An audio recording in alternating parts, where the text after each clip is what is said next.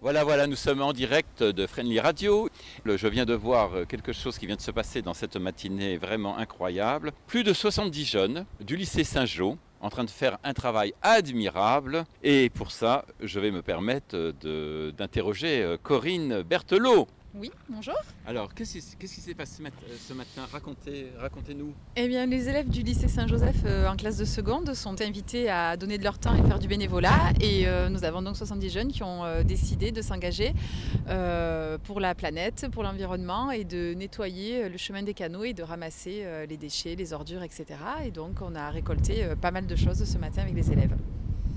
Julia Granger, si je ne me trompe pas. Je crois qu'il y a une association, vous êtes au sein d'une association par rapport à Saint-Jean. Alors là, on travaille avec l'association Initiative Océane en fait. Eux, leur but, c'est de nettoyer les plages et les cours d'eau. C'est pour ça qu'on a choisi le chemin des canaux à Avignon où passe la Sorgue, afin de nettoyer pour éviter que les déchets finissent à la mer. Et comment s'appelle l'association Initiative. Saint-Jean? L'association de Saint-Jean. Nous, on est au pôle Solidarité. C'est pas une association, c'est notre service en fait où on travaille. Ah d'accord. C'est le pôle Solidarité à Saint-Joseph, du coup au lycée Saint-Joseph, qui s'occupe de l'engagement du coup de tous les secondes et on fait aussi les élèves de première font aussi un projet solidaire en fait où on leur demande de créer un projet de A à Z. Voilà. Merci bien. Alors Jules, je t'ai vu ce matin, mais quel exploit! Quel Merci. téméraire! C'est extraordinaire. Parle-nous un peu de tout ça. Qu'est-ce Alors, que tu en as pensé?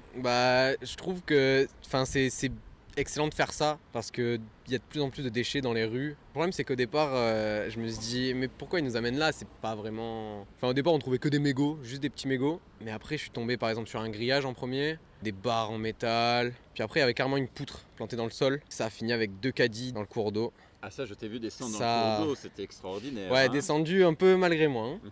Mais c'était beau quand même. Alors Mélanie, que peux-tu nous raconter sur cette matinée, Mélanie? J'ai aimé le fait qu'on se retrouve tous ensemble pour pour nettoyer les rues et les cours d'eau. Je remercie Jules pour son talent et sa bravoure.